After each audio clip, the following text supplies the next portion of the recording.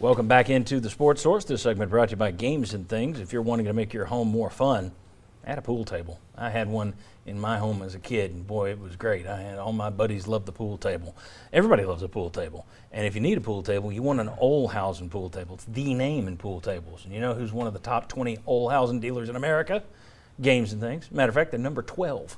That's pretty good. Games and Things. OurGameRoom.com to learn more, or visit them at the corner of Lovell Road and Kingston Pike. Games and Things. Not only pool tables, they got everything you could possibly want. It's going to be a fun stay if you visit their showroom. It's a great place. All right. With the exception of big championship runs or long streaks at number one, we've pretty much focused on two sports on this show, and that is football and men's basketball, as I said in the last segment. So that's what we're going to keep this segment to. Football, men's basketball. Name for me the guys who've provided this show with the most content. That doesn't necessarily mean rah, rah, happy, happy.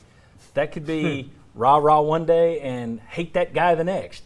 Good, bad, who have we spent more time talking about over the last 20 years?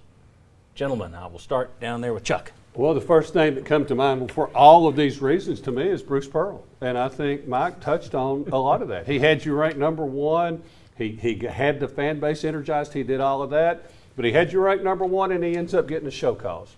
And that's good, bad, entertaining, all wrapped into one. And he won't go away. You had, you had the petition that helped run off another coach. And then he winds up at Auburn, and in between suspensions, And he's going winning. to the Final Four at Auburn. Yeah, it's Final Four. Take a year off, Bruce. Final Four. Yeah. People comparing his record to Rick Barnes. So Constantly. he's still relevant in that. I mean, nobody else over the length of time we're talking about. To me, the number, what'd you say, Mike? Well, he got here 12 sooner. seasons? That's a good point. He's got here sooner. Nobody else. For 12 years worth of conversations. You guys, there's another number 3 floating around here, but I'll throw out a number 2 that I think is. You just won it though with that point because he got here 2005. Butch Jones didn't arrive till later, but boy, Butch Jones in my book. I know who you guys are going to throw out as a third. Butch Jones was longer than the number 3 you're going to throw out, but Butch was. People believed in it. People were buying the T-shirts and the brick by brick, and everybody loved it, and it started to take off. He won 11 straight games at one point. Mm-hmm. You had a great recruiting class or two. Signed an all-timer in Josh Dobbs. What would have been an all-timer in Alvin Kamara if he played him more, and what would have been an all-timer in Jalen Hurd if he doesn't quit 400 yards shy of your all-time record. And then, kaboom, the worst season in UT history, which wasn't all on him because they fired him before he could get the 8 losses. This he only had 6. Did him a favor. But to me, that's that guy. The level of animosity aimed from this fan base toward him, his statements. I mean, people were listening to press conferences just, oh, please say something. Oh, please say something stupid. Yeah. I mean, it was remarkable. Actually, it wasn't with a hand. It was more like phones ready to go. But then when he goes away, Tweeted. where does he go? Alabama. Where does he come back and smoke a cigars? cigar. Exactly. It's Pearl, but I put Butch out there. it's- Who's your number 3?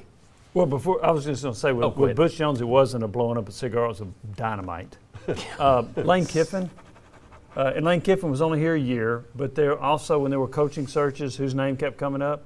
Lane Kiffin, and Thanks to his own tweets. He kept his name in it. That's right. And then at Ole Miss, we had the incident where there was a bottle throwing and mustard throwing and golf ball throwing caught the because bottle. people were mad at him. So he's still relevant from that conversation because there's still some Lane Kiffin fans out there, and he's playing against Tennessee. I came up with a 4th. Okay. John Gruden. I just wrote that down. Every John few Gruden. years, John Gruden came up. We talked about John Gruden. We had groomers. People invested in things in case he came.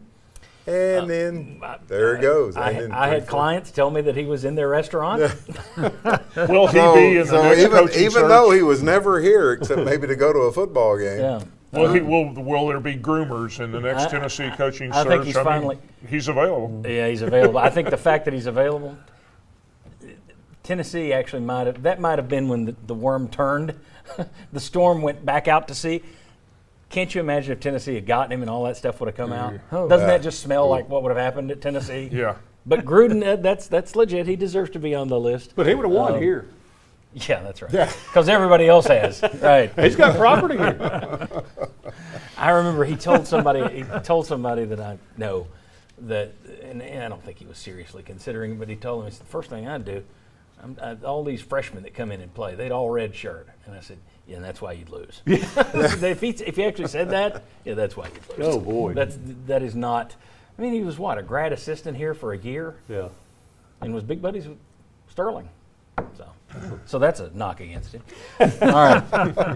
All right. Matter of fact, a little later in the show, since this is our last show on this set before we move into the new set, and it's kind of the kickoff to our 20 years, we're going to do a little retrospective.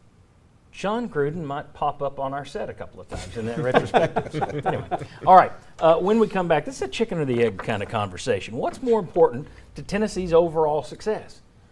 Athletic director, right? Or would it be football coach? What's more important at Tennessee, football coach or athletic director? You can go at it both ways. We'll debate it next. Come on back on the Sports Source.